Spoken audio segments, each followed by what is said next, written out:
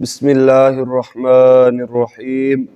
اللہم صلی علی سیدنا و مولانا محمد وعلی آلہ و اصحابہ اجمعین وعن ابی ہریرہ رضی اللہ تعالی عنہ قال قال رسول اللہ صلی اللہ علیہ وآلہ وسلم اذا مات الانسان فانقطع عملہ۔ حضرت ابو ہریرہ رضی اللہ تعالیٰ عنہ سے روایت ہے، آپ فرماتے ہیں رسول اللہ صلی اللہ علیہ وآلہ وسلم نے فرمایا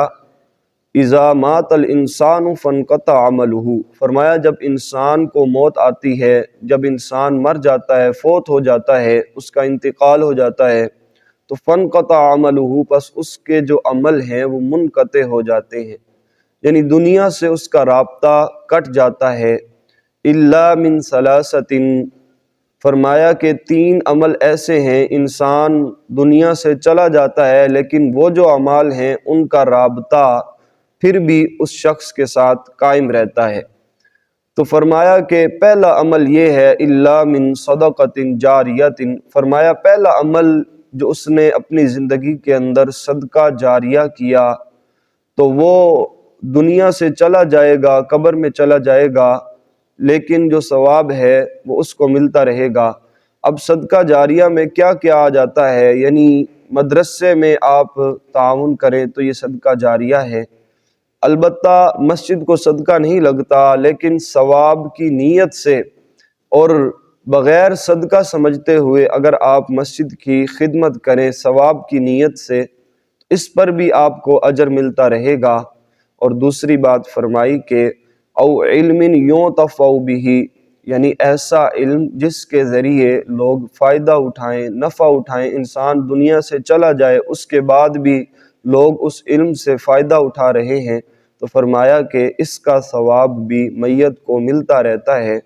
اور تیسری بات فرمائی کہ او ولد صالح یدعو لہ، فرمایا کہ ایسی صالح اولاد، نیک اولاد جو اپنے والدین کے لیے دعا کرے، یعنی دعائے مغفرت کرے۔ اس حدیث پاک میں الفاظ استعمال ہوئے اذا مات الانسان، یعنی جب انسان کو موت آتی ہے، تو میں اس بات کو واضح کر دوں کہ اس انسان سے مراد یہاں پر مسلمان کی موت ہے، یعنی مسلمان کی موت، چونکہ کافر کی جو موت ہے اس کا تو دینی اعمال کے ساتھ کوئی تعلق نہیں ہے، اس لیے مسلمان کی موت کا یہاں پر ذکر فرمایا حضور صلی اللہ علیہ وآلہ وسلم نے۔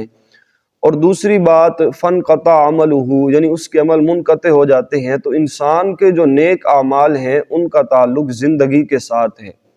یعنی قبر میں اگر بندہ نماز پڑھے، روزے رکھے تو اس پر اس کو ثواب نہیں ملے گا، کیونکہ ان اعمال کا جو تعلق ہے وہ زندگی کے ساتھ ہے۔ لہٰذا ہمیں چاہیے کہ ہم اپنی زندگی کے اندر کوئی ایسے اعمال ضرور کر کے دنیا سے جائیں کہ ہم قبر میں ہوں اور ہمارے ان اعمال کی وجہ سے اللہ رب العزت ہماری مغفرت فرما دے۔ اللہ رب العزت کی بارگاہ میں دعا ہے اللہ رب العزت ہم سب کو اس پر عمل کرنے کی توفیق نصیب فرمائے۔ وآخر دعوانا ان الحمد للہ رب العالمین۔